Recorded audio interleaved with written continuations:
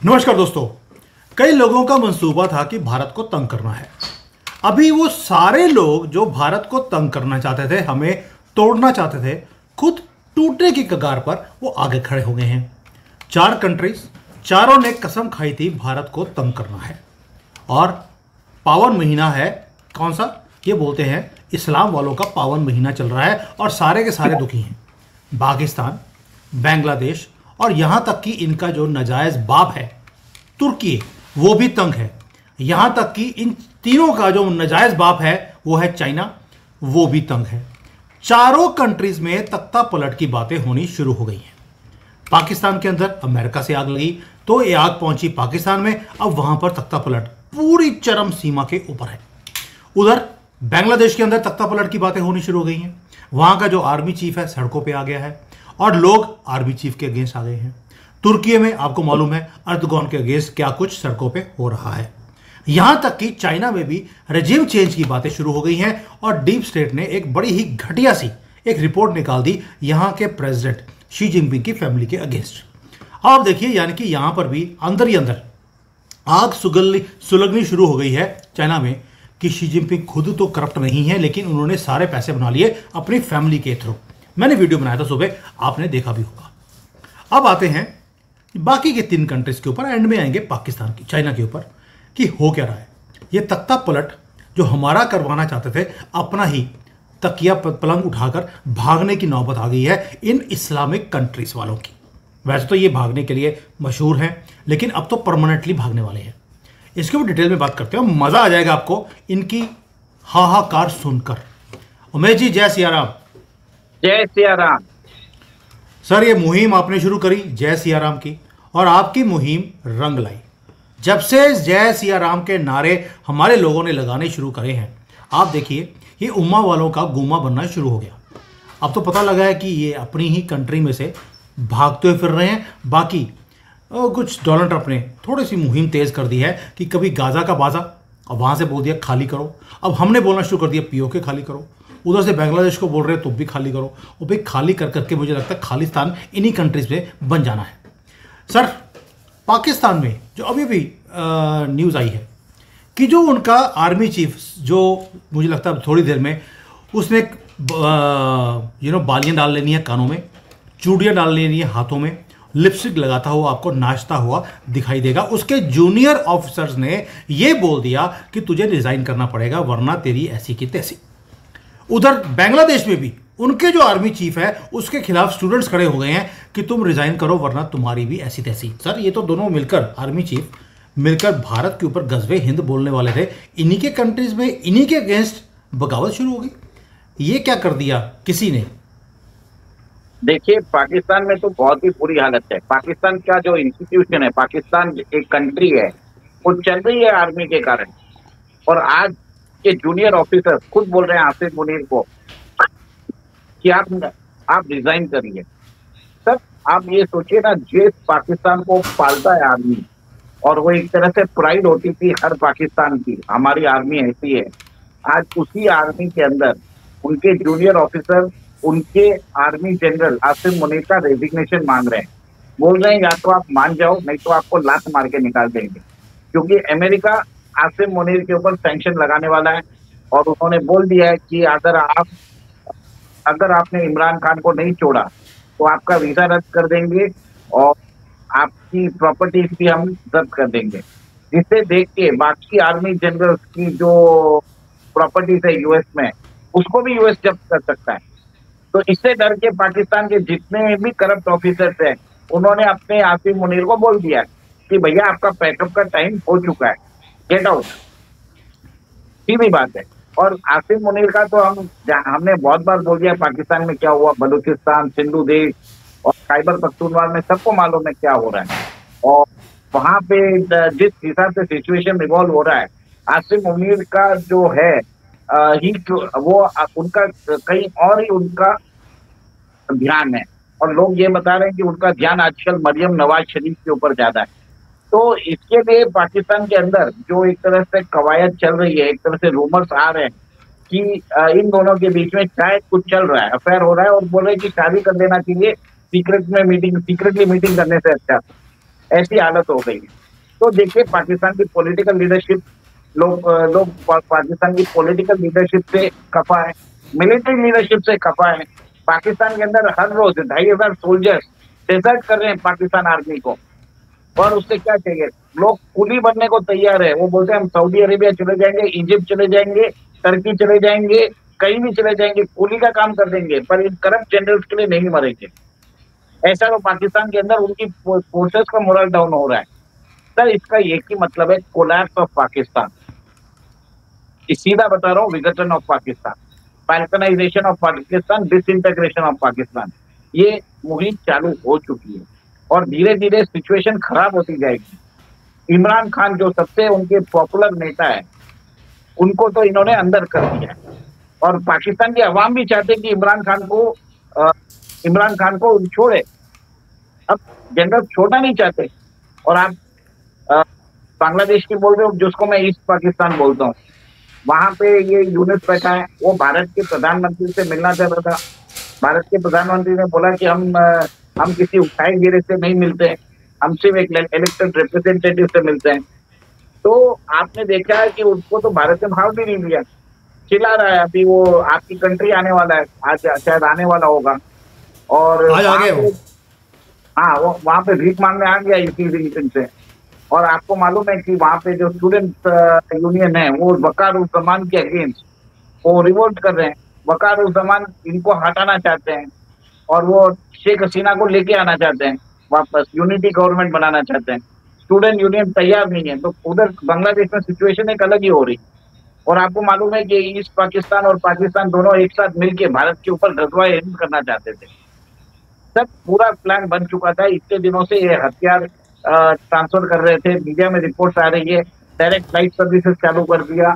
चिटागोंग और कराची के बीच में फेरी सर्विस चालू हो गई, और एक दूसरे के देश में बिना वीजा के एंटर कर सकते हैं। एक तरह से इन लोगों ने स्टेटमेंट भी वैसे ही दिए। तो आज इनकी हालत भी खराब है। और इनका जो नाजायज बाप है टर्की, आपने देखा कि क्या हो रहा है वहां पे। जो मेयर है इस्तांबुल के मेयर, इकरम इमाम गोलो, उसको अरेस्ट कर दिया गया। तो वहां पे टर्की में वहां के लोग एर्दोगान से खफा है, इकोनॉमी खराब है, इन्फ्लेशन 62% है, स्टॉक मार्केट कोलैप्स हो रहा है, लोगों का जो सेविंग्स है वो धीरे धीरे, inflation is eating the value of the money. Turkey में कोई जॉब्स नहीं है, सब लोग उठ के मिडिल ईस्ट भाग रहे हैं। तो कहीं ना कहीं टर्की भी एक कोलैप्स पे है, इकोनॉमिक कोलैप्स पे। सर चाइना के बारे में थोड़ा मैं कम ही बोलूंगा, क्योंकि मैं नहीं चाहता कि क्योंकि मुझे हमेशा बोलते हैं कि आप चाइना के एजेंट हो, और मैं हमेशा बोलता हूँ आप चाइना में हमारे एजेंट हो। तो आप उधर बैठ के सर हमने, और मैंने जो आपने जो आज सुबह जी जिनपिंग की न्यूज दी थी, मैंने ऑलरेडी दूसरे चैनल पे कर ली थी, और आपके चैनल पे इसके लिए नहीं किया क्योंकि आप चाइना में बैठे हो।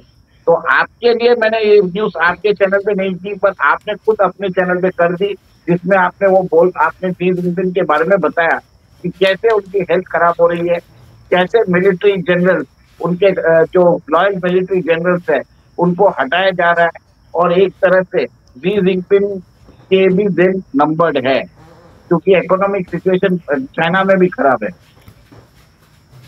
सर, जो इकोनॉमिक प्रॉब्लम्स हैं चाइना में, वो एक सेपरेट इशू है।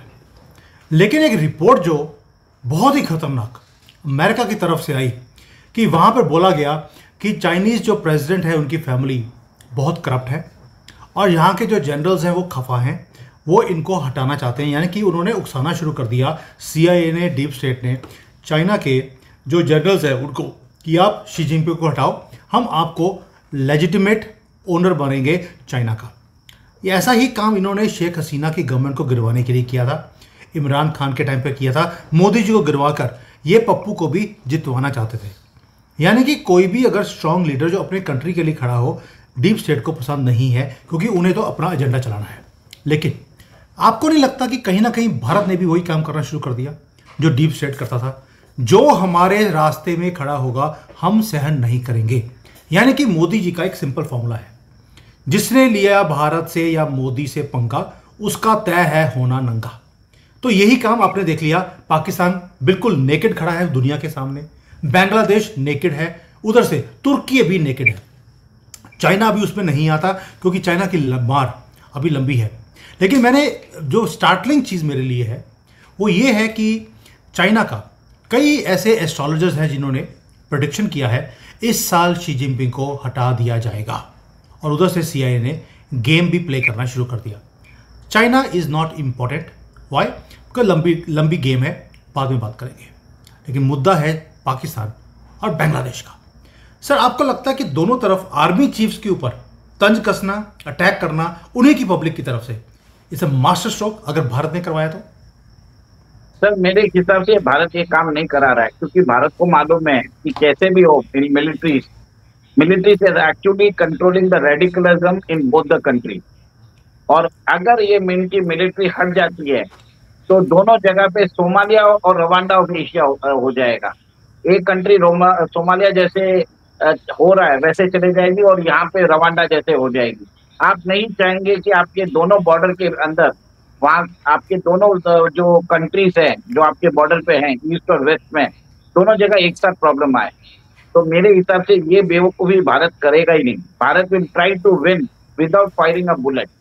और मेरे हिसाब से जब सिचुएशन खराब होती है तो उसको एक ऑर्डरली एक तरह से लेके आने की जरूरत है। ऐसा ना हो कि भारतीय फोर्सेस को पाकिस्तान और बांग्लादेश में एंटर करना पड़े, और वो पाकिस्तान आर्मी और बांग्लादेश आर्मी के साथ मिलके एक तरह से वहाँ के जो जिहादीज है उनको ठीक ठिकाने लगाना पड़े। और ऐसा भी हो सकता है अगर ये दोनों चीज हो जाती है और सिचुएशन खराब हो जाती है और पाकिस्तान आर्मी और बांग्लादेश आर्मी भारतीय आर्मी से अगर वो हेल्प मांग ले तो हमें बॉर्डर तो हमें एक साथ ऐसे ही एक्सपेंड हो जाए। तो वहां पे पाकिस्तान में तो आर्मी की जरूरत ही नहीं रहेगी, क्योंकि आर्मी हमारी बैठी है उधर, और उनकी आर्मी को हम पुलिस बना देंगे, और बांग्लादेश में भी वही कर देंगे। तो अखंड भारत तो हो ही गया ना सर। उमेश जी, ठीक है, बात सुनने में अच्छी लगती है। हमारा कोई इंटरेस्ट नहीं है अखंड भारत का। Yes, we want to expand our boundaries, और ये होकर रहेगी इस साल नहीं तो अगले साल तक, क्योंकि अभी एक्सपेंडिंग बाउंड्रीज के बिना काम नहीं चलेगा। ये रेडिकलाइजेशन खत्म नहीं हो सकता। हमें अपनी चीज़ वापस चाहिए, और इनकी जो चीज़ है उसको भी उसमें से एक बहुत बड़ा चंक इंडिपेंडेंट करना है। बांग्लादेश में ऑलरेडी मुहिम मुझे लगता है कि शुरू हो जानी चाहिए या हो गई होगी, जहाँ पर हिंदुओं के लिए अलग से कंट्री उनके लिए बना देनी चाहिए। अगर ये अपने लिए कंट्री मांग सकते हैं धर्म के बेस पर, तो इन्हीं की कंट्री में अलग कंट्री क्यों नहीं बन सकती धर्म के बेस पर? मेरा सिंपल क्वेश्चन है। और कई लोग बोलते हैं जी ऐसा हो नहीं सकता, मुसलमान ले सकता है, छीन सकता है, दे नहीं सकता। अब आपको देना पड़ेगा। अगर गाजा खाली हो रहा है, वो पूरा का पूरा एरिया आप छोड़ रहे हैं, दैट मीन्स अब ये मुहिम उल्टी चलेगी। अब छोड़ना भी पड़ेगा, और अपने अपनी जगह से जो आप क्लेम करते हैं भागना भी पड़ेगा। बहुत हो गया सम्मान, अब इलाज होगा इजराइल स्टाइल में, योगी स्टाइल में, या चाइना स्टाइल में। मैं आपको कई बार बोल चुका हूं कि यहां का फॉर्मूला इतना जबरदस्त है कि भाई मजा आता है। अब उसके ऊपर बात करने की जरूरत नहीं है कि किस तरह से इनकी किडनियां निकाली जाती हैं। बट मुद्दा था पाकिस्तान का और बांग्लादेश का, दोनों तरफ थोड़ा सा आग लगी हुई है। मैं आपसे थोड़ा सा यहाँ पे डिफरेंस है। मेरा मानना है कि भारत को इन्वॉल्व होना पड़ेगा, क्योंकि अगर भारत इन्वॉल्व नहीं हुआ दोनों कंट्रीज में तो वहां पे रेडिकल्स ऐसे ही इसको एक नया तालिबान जैसा बना देंगे, और वहां के रेडिकल्स भारत में आके ही प्रॉब्लम क्रिएट करेंगे। इससे अच्छा है कि हमारी आर्मी को उधर भेज दिया जाए, उनके ही आर्मी को सपोर्ट करने के लिए पीछे से, और जहां भी हमें लगे कि रेडिकल्स मस्ती कर रहे हैं उनको ठिकाने लगा दिया जाए। उनकी आर्मी को बोल दीजिए कि आप पुलिस बंदोबस्त में निकल जाइए, आप बॉर्डर हम संभाल लेंगे। आपको हमसे ही डर लगता था, हम ही आपके बॉर्डर पे खड़े हैं, कोई नहीं आएगा, ठीक है। बस ये सर इतना सिंपल सा काम है सर, वो समीक्षा करवा देंगे, आप टेंशन मत लीजिए, मेरा ये मानना है। सर अमित शाह से क्या कुछ करवाना है? अभी तो हमारे कंट्री में 5 करोड़ से ज़्यादा ये उग्रवादी बैठे हैं जिनको पकड़ के बाहर निकालना है। कैसे करोगे वो आप चाइना फॉर्मूला के बिना नहीं कर सकते, बट वो मुद्दा किसी और दिन डिस्कस करेंगे। आज मुद्दा था गुड न्यूज़ का कि अमेरिका से प्रेशर आना शुरू हो गया है। आसिम मुनीर को बोल दिया गया है तुम या तो हट जाओ या चूड़ियाँ डाल लो। अब उनके अपने आर्मी के जो जूनियर्स हैं उन्होंने बोलना शुरू कर दिया चूड़ियाँ डालने का टाइम आ गया, या तो तुम डाल लो या भाग जाओ। अब मुझे लगता है कि ये भागेगा ही, डालने वाला मुझे लगता नहीं है, ये है नहीं, डालेंगे तो मोदी जी ही। नथ भी डालेंगे इसके नाक पे जब हम पीओके ले जाएंगे। उसके बाद जो इसको अवार्ड के तौर पर इसके मेडल, जो इनको डालने का शौक है, बिना कोई वॉर जीते ये मेडल लगा लेते हैं, वहाँ पे इसके नाक में नथ डाली जाएगी और चूड़ियाँ हाथ में डाल के फ़ोटो खिंचवाई जाएगी। और उसका टाइम भी आने वाला है, चिंता मत कीजिए। जो हालत आज पाकिस्तान की है भाई, मज़ा आता है। मैं कई बार पाकिस्तानी चैनल पे जाकर मैं उनकी वाट लगाता था, उनको बुलाना शुरू किया मैंने अपने चैनल पर। जब से उनकी कंट्री में हालत ख़राब है, उन्होंने आने से इनकार कर दिया कि यार बेइज्जती बड़ी करते हो आप, तो इसलिए और वो आते ही नहीं हैं। इतना डर है उनको भारतीयों से। यही चीज़ हुई है मोदी जी के आने के बाद। कई लोग बोलते हैं मोदी जी ने क्या किया, पाकिस्तान की एंकड़ी तो निकाली नहीं। और भाई एंकड़ी ऐसी निकाली है कि वो हमारे चैनल के ऊपर आना भी पसंद नहीं करते कि बहुत बुरी तरह से मारोगे बेहतर। तो इससे बढ़िया और क्या चीज़ हो सकती है जो मोदी जी आपके लिए कर सकते थे। बट एनीवे, देखते हैं अभी पाकिस्तान में और बांग्लादेश में एक कंगालिस्तान और दूसरा भिखारिस्तान, दोनों का अब क्या होगा।